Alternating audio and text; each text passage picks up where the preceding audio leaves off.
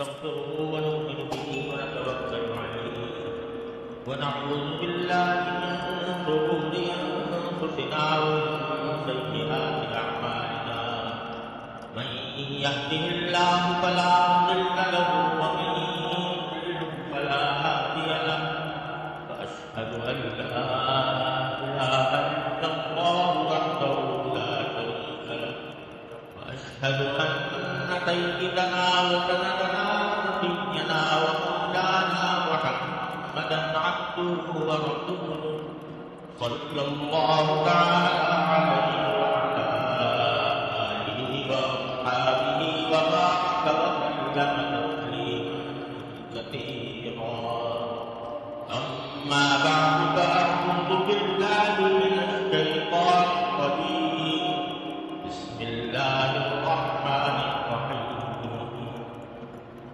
قل هو الله أحد الله الصمد لم يلد ولم يولد ولم يكن له كفوا أحد آمنت بالله صدق الله مولانا العظيم وصدق رسوله النبي الكريم ونحن على ذلك من الشاهدين والشاكرين والحمد لله رب العالمين.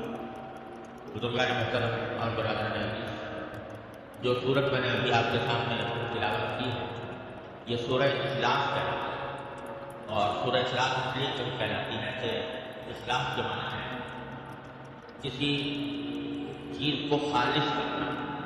تو اس مبارک سورت میں اللہ تبارک و تعالیٰ کی عبادت کو خالص کرنا مقصود ہے کہ عبادت صرف اللہ کے لیے ہو، خالص اللہ کے لیے ہو، اس کے ساتھ کوئی ملاوٹ نہیں.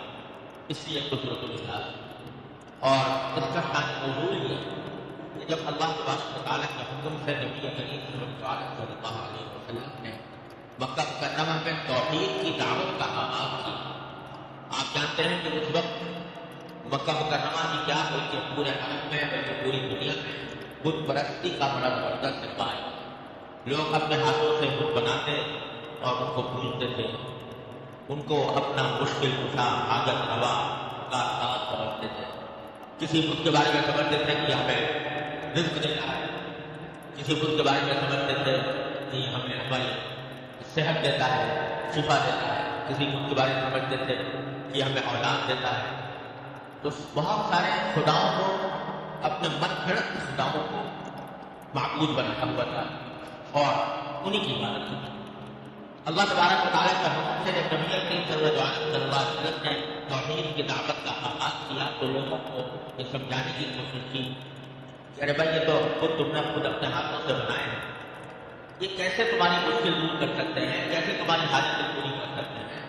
حاجتیں تو وہی پوری کر سکتا ہے جو جس نے پوری کائنات کو پیدا کیا ہے، جو تمہارا بھی خالق ہے، تمہارے آباء و اجداد کا بھی خالق تھا، جو آسمان و زمین اور پہاڑ اور دریا موسم سب اس نے پیدا کیے ہوئے ہیں. تو عبادت اسی کی کرنی چاہیے کسی اور کی نہیں. لا الہ الا اللہ سے مانا نہیں، اللہ کے سوا کوئی عبادت کے لائق نہیں. یہ دعوت آپ کو. تو بعض جاہل قسم کے مشرکوں نے اس کے جواب میں رسول کریم صلی اللہ علیہ وسلم نے پوچھا کہ اللہ میاں کس چیز سے بنے ہوئے، وہ کس مادے سے بنے ہوئے ہیں؟ وہ سونے کے بنے ہوئے ہیں، چاندی کے بنے ہوئے ہیں، لوہے کے بنے ہوئے ہیں، پلاسٹک کے بنے ہوئے ہیں. کیونکہ دماغ کا خدا کا تصور تو کوئی اردو میں تھا نا کہ کوئی بت پتھر کا بنا ہوا ہے، کوئی پیتل کا بنا ہوا ہے، کوئی لوہے کا بنا ہوا ہے. تو اللہ تبارک و تعالیٰ کے بارے میں جب حضور نے فرمایا اصل تمہارا پیداوار پیدا کرنے والا تو اللہ تبارک و تعالیٰ ہے اور اس کے سوا کوئی معبود نہیں. تو ان جاہلوں نے یہ سوال کیا کہ وہ اللہ کس چیز کا بنا. اس واسطے کہ یہ کچھ ہمیں نظر آ رہے ہیں آنکھوں سے کہ یہ بڑے بڑے چیز سے بنے ہوئے ہیں تو ہم ان کی پرستش کرتے ہیں، لیکن جس اللہ کی طرف آپ دعوت دیتے ہیں وہ کس چیز کا بنا.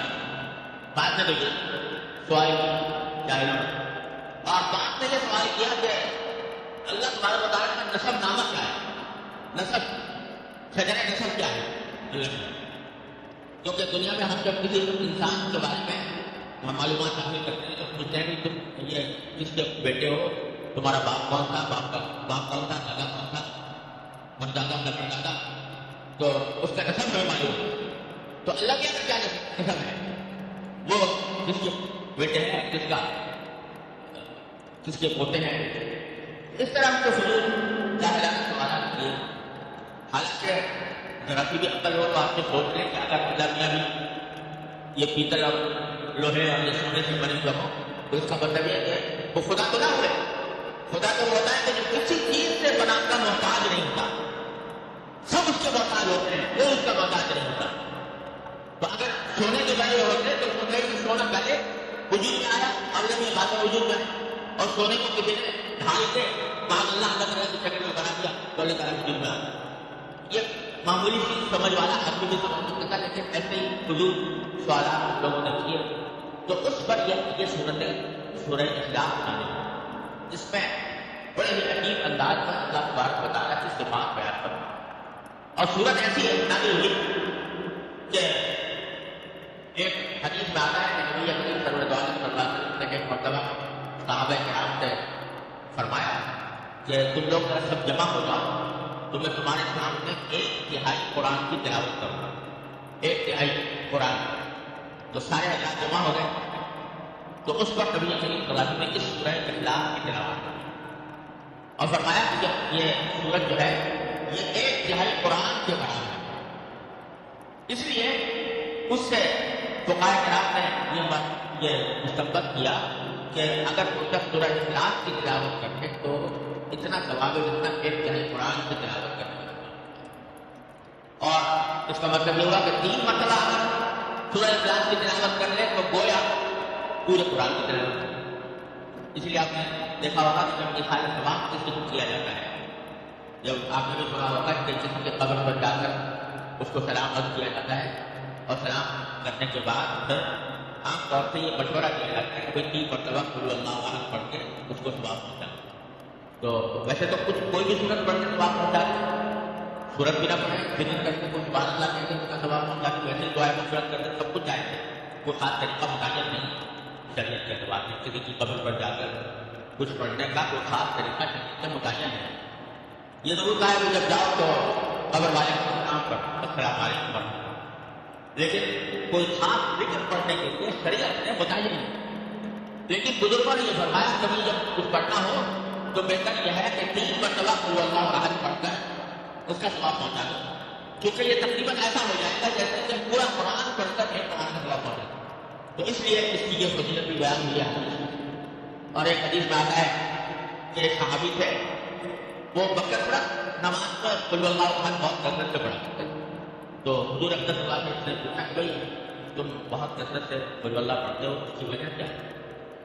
تو انہوں نے کہا کہ یا خدا مجھے سورت سے محبت ہو، میں سورت سے بہت محبت کرتا ہوں تو اس بات سے پڑھتا ہوں. تو رسول کریم صلی اللہ علیہ وسلم نے فرمایا حبک ایاہ ادخلک الجنہ، جو تم اس سورت سے محبت کرتے ہو اس محبت کی وجہ سے اللہ نے تمہیں جنت میں ڈالا. تو اس بات سے اس سورت کی لحاظ سے بڑی عظیم ہوتی ہے.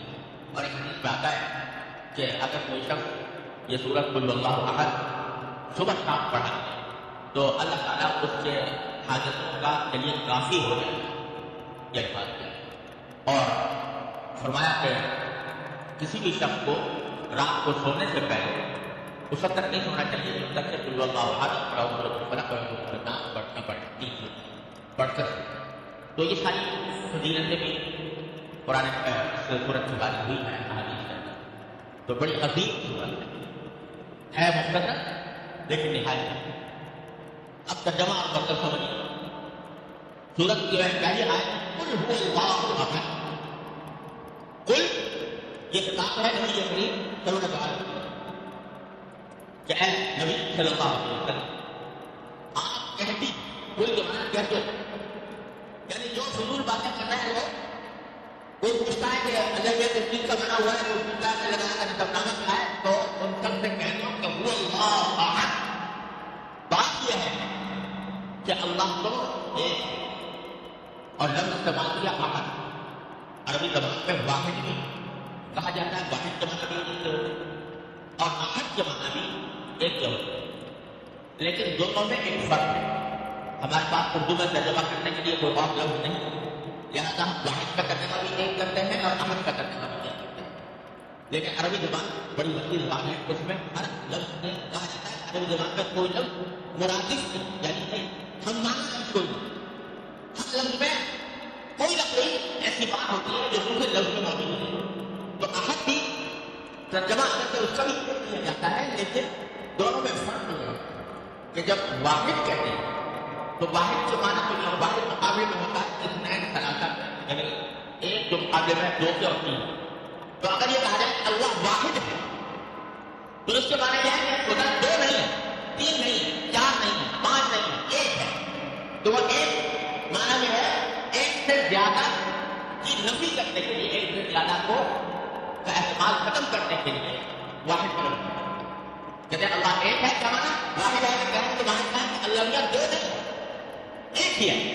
اور احد کہا جاتا ہے اس چیز کو جس کے اندر کوئی چیز نہ ہو، جزوی کوئی نہ ہو.